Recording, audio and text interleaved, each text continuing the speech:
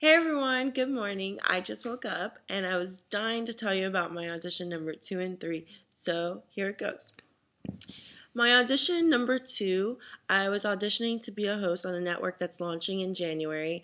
It's a hosting position for, to do red carpet interviews, to do that kind of stuff, events. So I had to send in an audition via the internet to a company. And so what I did for my audition is I drove all the way to Encino to interview somebody by the name of Michelle Smith. She was the mom on the show Leave It to Llamas on E! That aired last year. So I interviewed her for my audition video. And thank you so much, Michelle. I love you. Thank you for letting me interview you. So instead of talking about it, here's a clip for it. Check it out.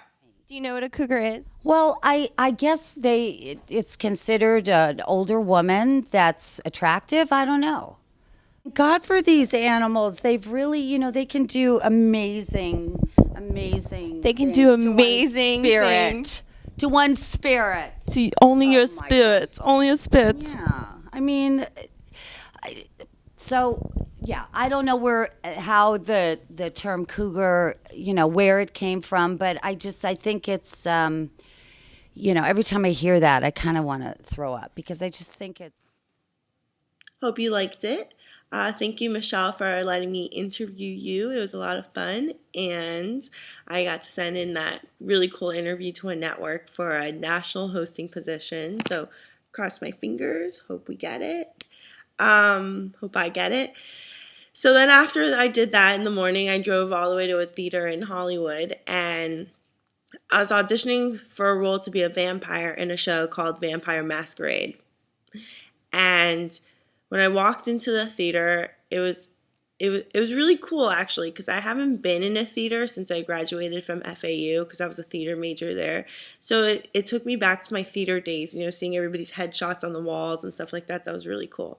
So when I went into a room, the director instructed us what our audition process is going to be like. He said, you're gonna act like a vampire. You're going to wake up as a vampire, then you're going to be in an isolated room, and then you're going to be in a room full of people, but you're going to realize that the audience is in danger. So this is what we did for our interviews. So as soon as I was called into the room as a vampire, I got into a handstand because he said you can wake up in any position, you can use any space in the room you want. So I assumed the position of a handstand on the wall, and as soon as the lights came on, I started waking up as a vampire out of my handstand into a split on the floor. And yes, I can do a split, into the split on the floor.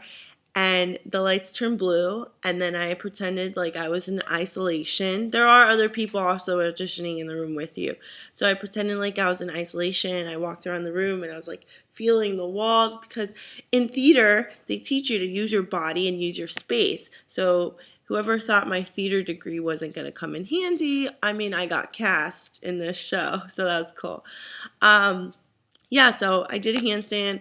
I pretended like I was in isolation, and I feared for the audience's safety. So if you come to the show, I'm going to fear for your safety too.